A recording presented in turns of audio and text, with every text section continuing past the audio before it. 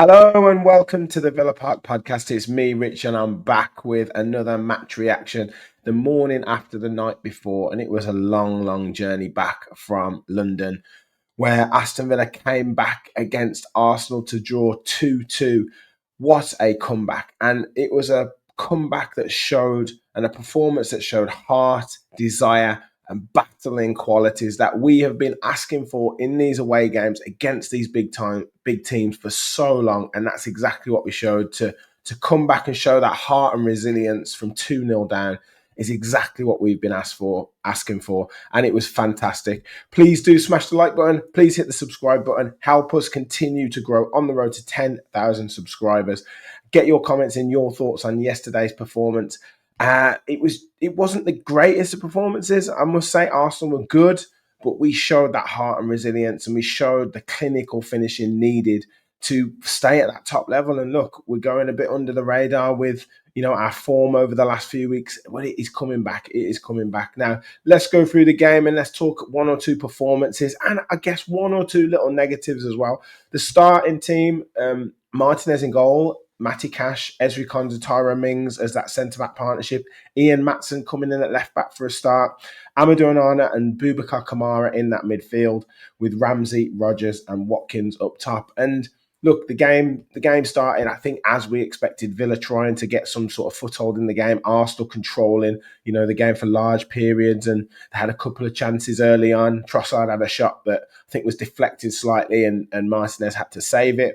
Villa had a couple of efforts. Ian Maatsen, I think, got an effort on target, maybe could have done a bit better with it. Watkins had a bit of a snapshot where I think it was Partey went to sleep, which we'll come back to, and he probably should have scored. Watkins, I don't think it came to him. He was a bit surprised about he had so much time, but tried to sort of loop it over the goalkeeper, but hit it over the bar and probably had a bit more time.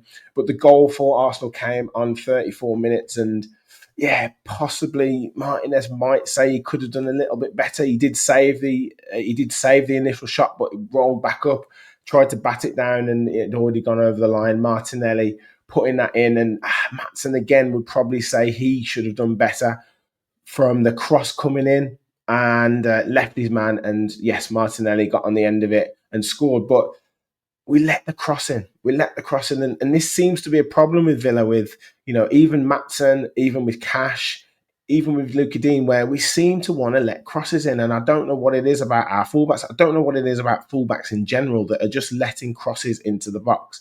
And you're going to put yourself under pressure. And we went in at 1-0 down. You think, okay, we're still in the game.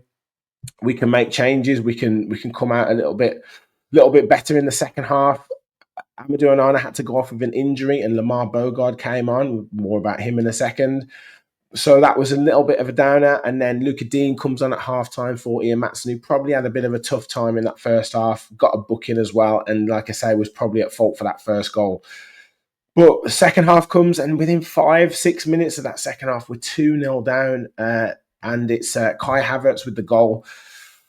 Again, Martinez, could he have done better with it? But we're letting crosses in. Trossard this time puts the cross in, and Havertz puts the ball in the back of net. I think that's his 13th in all competitions. And, he's been getting a lot of criticism from Arsenal fans, but finished that quite well. But I'd say Martinez probably should have done better with it. But, and this is the big but, Villa in past games against these big teams have just kind of rolled over and let them win and sort of passed the ball around and not really laid a glove on them. But this time, we came at them and we thought, right, we're going to go at Arsenal here. And we changed it up. And it was inspired by this man, Youri Tielemans. He was fantastic and scored an absolutely brilliant goal. Fantastic diving header from a wonderful Luka Dean cross. And he picked up his run. He saw his run from sort of 20, 30 metres outside the box. And he just ran into the box, deep run. And got on the end of the diving header. Fantastic goal. And that got us back into it. Brilliant header. And then after that, we were the team that were on the front foot. Youri Tielemans again could have scored. Brilliant move this time from Villa.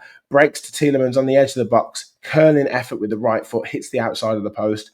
And you're feeling the positivity coming through. And then not long after that, few scenes in the away end. Ollie Watkins with a phenomenal finish. Again, great ball in with his weaker foot from Matty Cash. Again, players letting crosses in. We're glad of it this time, though. Thomas Partey goes to sleep again, and Ollie Watkins with a fantastic finish, volleyed finish into the roof of the net, and the away end just went absolutely wild. And like I said, we showed that heart, we showed that character, we showed that will to get back into the game and that clinical finishing.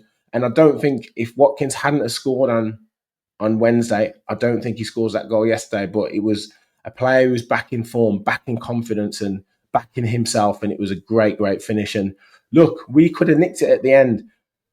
Lamar Bogard, who was excellent when he came on, really did a job for the team, really worked hard, and didn't look out of place in that midfield. And it was probably a bit of a surprise, I think, when Unai Emery brought him on, but in his natural position, he was calm, he was composed. He was the one who sprayed the ball out to Luca Dean for the first goal, and he was the one who got on the end of a pullback from Leon Bailey.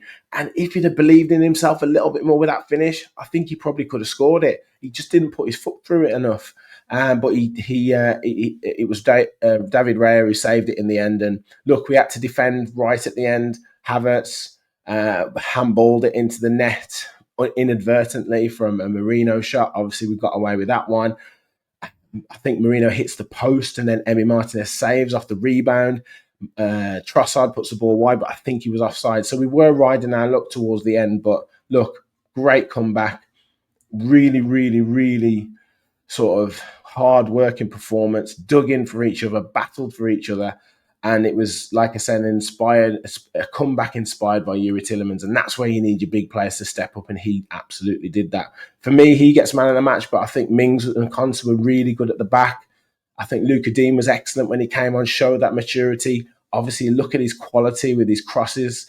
Kamara's obviously good, as always. And look, we always look to threat. We always look to threat going forwards. We probably didn't see enough of Rodgers and Ramsey in attacking positions. I think Rodgers had one or two runs where he got himself into full flow, but to be honest, Arsenal did stem that flow. But like I say, we showed those battling qualities to get back into the game, and it was a fantastic comeback. And yeah, a game that we possibly could have nicked in the end. But I think a 2-2 draw is a fair result for both sides. I think Arsenal looked good. I thought Declan Rice played well, and they did put us under some pressure. But look, what can you say? Great comeback and a great away end and a great atmosphere. So, yeah, that's it from me. Let me know your thoughts in the comments. I think I say Yuri Tillemans for me, man of the match. But you guys watching it probably at home might have seen it a little bit differently. Might have seen some other players who deserve a shout out as well. Obviously, Lamar Bogard deserves a shout out. Maturity for a player coming into an atmosphere like that was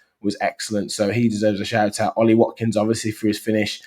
Double figures now in 5 consecutive seasons in the Premier League for Aston Villa. And look, I think Ollie Watkins will always divide opinion, but he needs some respect put on his name for what he's doing. He's probably going to get 15 plus this season again. So look, fantastic finish, and hopefully he goes on a run of goals and continues to score now. I'll be back later for full match reaction with the boys, talking tactics, fans forum, preview for Monaco as well. So the shows are going to come thick and fast. Make sure you hit that like button. Make sure you hit that subscribe button. Help us continue on the road to 10K. Thank you all for watching. And as always, remember, we'll follow the Villa.